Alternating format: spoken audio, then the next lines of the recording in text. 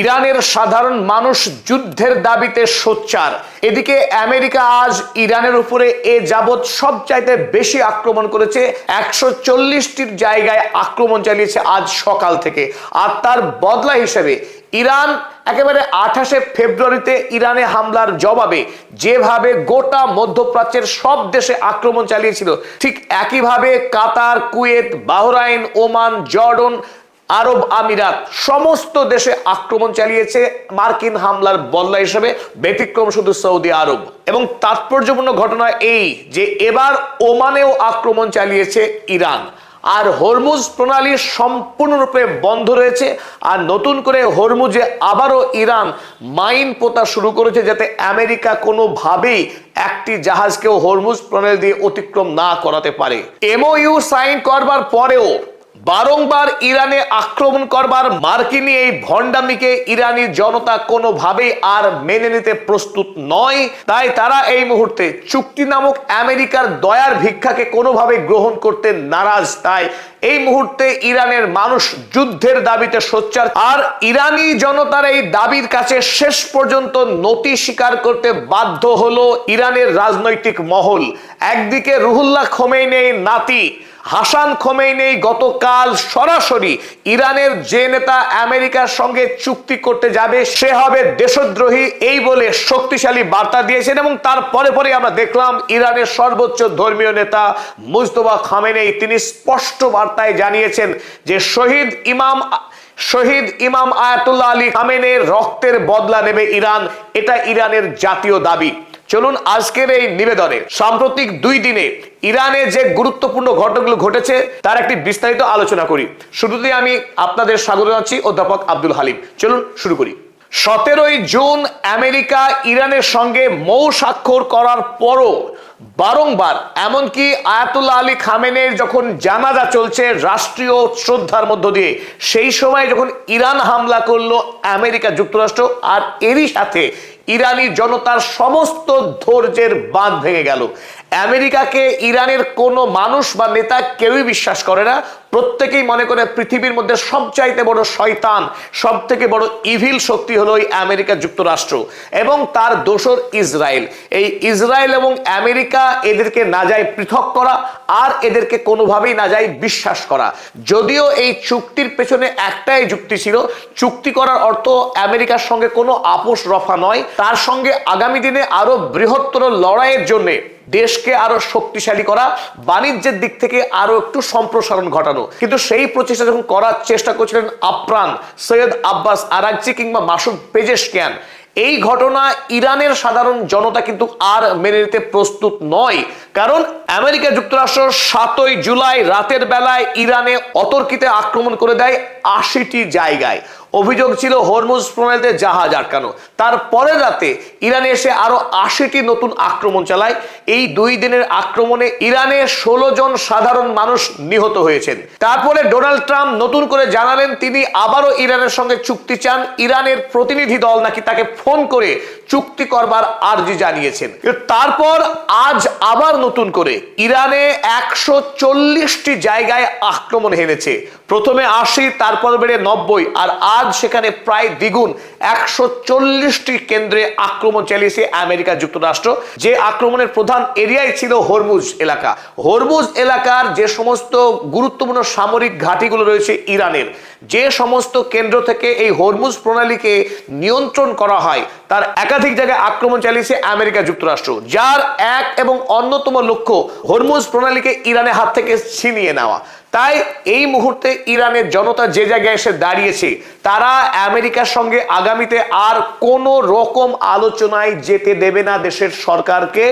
প্রয়োজনে গোটা দেশ ভস্মীভূত হবে, হাজারো হাজারো নয় লক্ষ লক্ষ মানুষ শাহাদাত বরণ করবে, কিন্তু আমেরিকার সঙ্গে আর আলোচনার ললিপপ খেতে ইরানের জনতা প্রস্তুত নয়। এই মুহূর্তে সেই জনমতের কাছেই নতি স্বীকার করতে বাধ্য হলেন দেশের সর্বোচ্চ ধর্মীয় নেতা ইমাম সৈয়দ মুজতবা খোমেনি। এবং আরো একটি গুরুত্বপূর্ণ খবর আমরা ইতিমধ্যে বলেছি, ইরানের ইসলামিক প্রজাতন্ত্র প্রতিষ্ঠার যে নায়ক রুহুল্লাহ খোমেনি, এই রুহুল্লাহ খোমেনি, যিনি ইরানে ইসলামিক শাসনের ভিত্তি স্থাপন করেছিলেন, যাকে এখনো ইরানের মানুষ মনে করে ইসলামের শাসন ব্যবস্থা প্রতিষ্ঠার মূল নায়ক, সেই মানুষটির দৌহিত্র নাতি হাসান খোমেনি গতকাল একটি তাৎপর্যপূর্ণ বার্তা দেন, যে বার্তাতে তিনি ঘোষণা করেন, anyone attempting peace or compromise with America is a traitor. খুব উল্লেখযোগ্য যে এনিওয়ান অ্যাটেম্পটিং পিস, আমেরিকার সঙ্গে যদি শান্তি প্রতিষ্ঠার চেষ্টা করে কিংবা কম্প্রোমাইজ অর্থাৎ সমঝোতা করে, তার মানে শান্তি এবং সমঝোতা দুটি সমার্থক শব্দ। আমেরিকার সঙ্গে ইরান কোন রকম আলোচনায় যেতে পারে না। আর যদি কোনো নেতা এই প্রচেষ্টা করেন, তিনি হবেন দেশদ্রোহী, ট্রেইটার। সোজাসুজি এত বড় ঘোষণা যখন করলেন হাসান খোমেনি, তখন গোটা দেশ কেঁপে উঠল। কারণ তিনি কোনো বিচ্ছিন্ন মতামত দিচ্ছেন না, এটাই সমগ্র দেশবাসীর বর্তমান স্ট্যান্ডিং। আমেরিকার বিরুদ্ধে লড়াই চাই, ডোনাল্ড ট্রাম্পের মৃত্যু চাই এবং আয়াতুল্লাহ আলী খামেনেইর মৃত্যুর বদলা, এটাই ইরানের মানুষের সবচাইতে বড় দাবি। এবং তার পরপরই আমরা দেখলাম ইরানের সর্বোচ্চ ধর্মীয় নেতা সৈয়দ মুজতবা খামেনেই তিনি লিখিত বার্তা পাঠালেন, লিখলেন, avenging Ali Khamenei is a demand of nation. Ali খামেনেইর মৃত্যুর বদলা নেওয়া ইরানের জাতীয় দাবি এবং সেই দাবি পূরণ করা হবে, must certainly be carried out. এবং এই পবিত্র প্রতিশোধ আবশ্যিকভাবে নেওয়া হবে, সেখানে কোনো রকম শিথিলতা গ্রহণ করা হবে না। আর খামেনেইর এই বার্তা এবং তার এই অবস্থান এটাই নিশ্চিত করে যে আগামী দিনে আর ইরান আমেরিকার সঙ্গে কোন রকম চুক্তি বা সমঝোতাতে যাবে না। এখন আমেরিকার সঙ্গে যুদ্ধই একমাত্র পথ, সেই যুদ্ধের মাধ্যমেই ইরান বুঝে নিতে চাইছে আগামী দিনে তার অবস্থা কি হবে। চলুন এবার আমরা দেখে নিই আমেরিকা যুক্তরাষ্ট্র আজ সকাল থেকে যে আক্রমণ চালিয়েছে ইরানে 140টি জায়গায়, তার কোন কোন কেন্দ্রে আক্রমণ করেছে। প্রধানত হরমুজ এলাকার মধ্যে বন্দর আব্বাস 1 নম্বর, শিরিক, ক্যাশেম আইল্যান্ড এবং জাস্ক, এই 4টে গুরুত্বপূর্ণ অঞ্চল যেগুলো হরমুজ প্রণালীকে নিয়ন্ত্রণ রাখবার জন্য ইরানের পক্ষে খুব ক্রুশিয়াল এবং ভাইটাল পয়েন্ট, তার প্রত্যেকটা জায়গাতে আবারও আক্রমণ চালিয়েছে, ঠিক যেভাবে প্রথম দ্বিতীয় দিন আক্রমণ চালানো হয়েছিল। এছাড়া সেন্ট্রাল ইরানের মধ্যে বুশেইর, যেখানে ইরানের পারমাণবিক কেন্দ্র রয়েছে, সেই পারমাণবিক কেন্দ্র লক্ষ্য করে আক্রমণ চালিয়েছে আমেরিকা যুক্তরাষ্ট্র, কিন্তু সেই পারমাণবিক কেন্দ্রের চুল্লির কোনো রকম ক্ষতি হয়নি, ইরানের পক্ষে জানানো হয়েছে। আক্রমণ করা হয়েছে আসালুয়েতে, দায়ের এবং খোদ তেহরানে মার্কিন জেটকে উঠতে দেখা গেছে। তাছাড়া ওয়েস্টার্ন প্রভিন্স, যেখানে এই 2 দিন যে আক্রমণ করেছিল আমেরিকা, সেখানে কোনো হামলা হয়েছিল না, এই প্রথম আজকে আক্রমণ হয়ে গেল খুজেস্তান প্রভিন্সেও আক্রমণ চালিয়েছে আমেরিকা যুক্তরাষ্ট্র।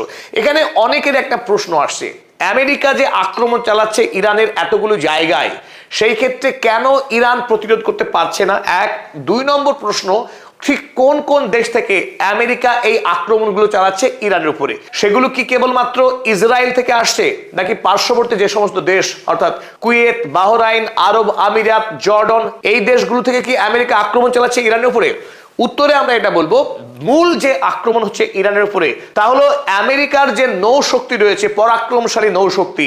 আরব সাগরে এই মুহূর্তে একাধিক বড় বড় যুদ্ধ জাহাজ আমেরিকার অবস্থান করছে, সেই যুদ্ধ জাহাজ থেকেই ফাইটার জেটগুলো উড়ে আসছে ইরানের উপরে এবং বোম্বিং করে ফিরে যাচ্ছে সেই সমস্ত জাহাজের উপরে। এবং মধ্যপ্রাচ্যের মার্কিন যে সমস্ত ঘাঁটিগুলো রয়েছে, সেই সমস্ত ঘাঁটিগুলো থেকে তথ্য সরবরাহের কাজ চলছে।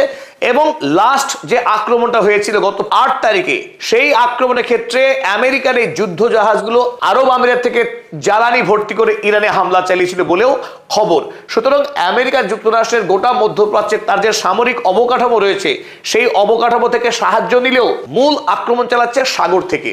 আর আমেরিকার আক্রমণ যেহেতু এ যাবৎ অর্থাৎ 40 দিনের যুদ্ধের পর যে আক্রমণ চালাচ্ছে আমেরিকা, সর্ববৃহৎ ছিল এই আক্রমণ আজকের দিনের, ঠিক অনুরূপভাবে ইরানের আক্রমণও নজিরবিহীনভাবে আজকে ছিল ভয়ঙ্কর শক্তিশালী।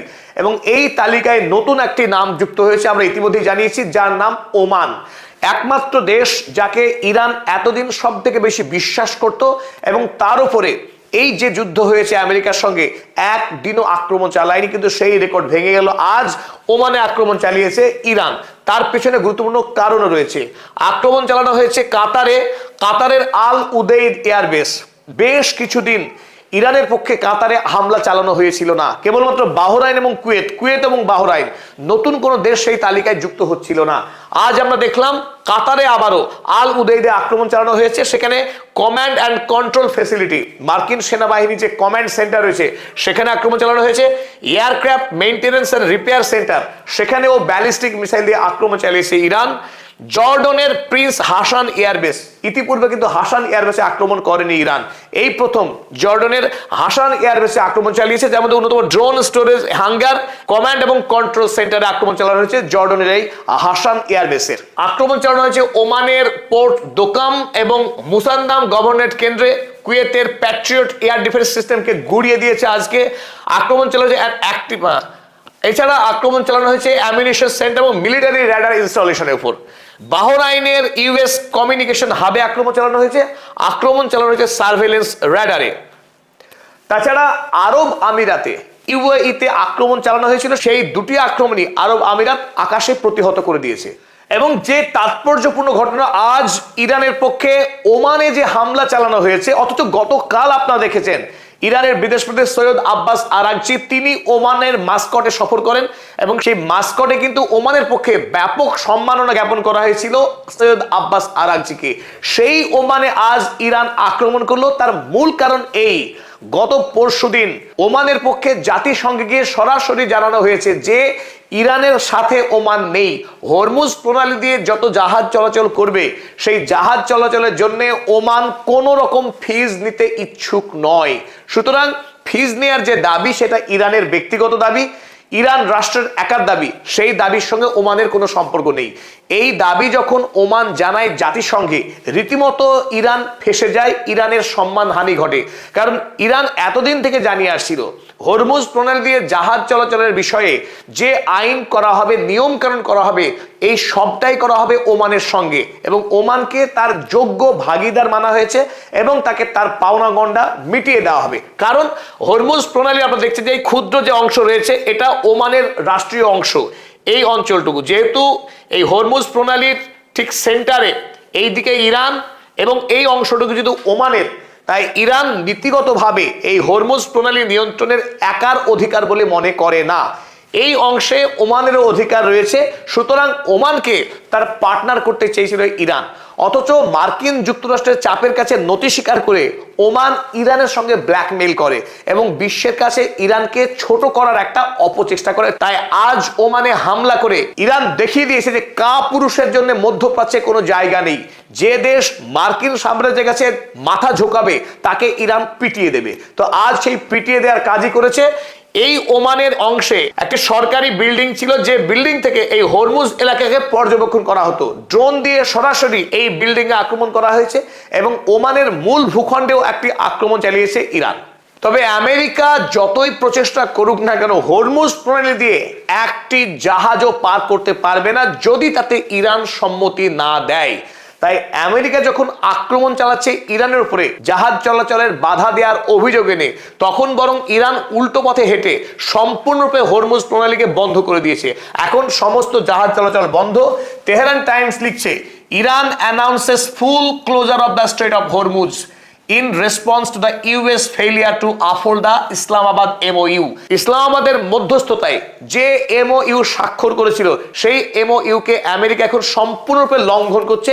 ইরানে নতুন নতুন হামলা চালাচ্ছে, লেবাননে যুদ্ধ চালাচ্ছে ইসরায়েল। এই অপরাধের কারণে ইরান এই মুহূর্তে সম্পূর্ণরূপে হরমুজ প্রণালীকে বন্ধ রেখেছে। এবং পাশাপাশি আরো তাৎপর্যপূর্ণ ঘটনা এই যে Iran is mining the strait of Hormuz again. আবারও হরমুজের জলের তলায় নতুন করে মাইন, জল বোমা বেচাতে শুরু করেছে, যার ফলে কোনো বিদেশি জাহাজ কোম্পানি আর তাদের জাহাজকে হরমুজ দিয়ে পার করবার সাহস দেখাবে না যদি ইরানের IRGC তাদেরকে গাইড করে না নিয়ে যায়।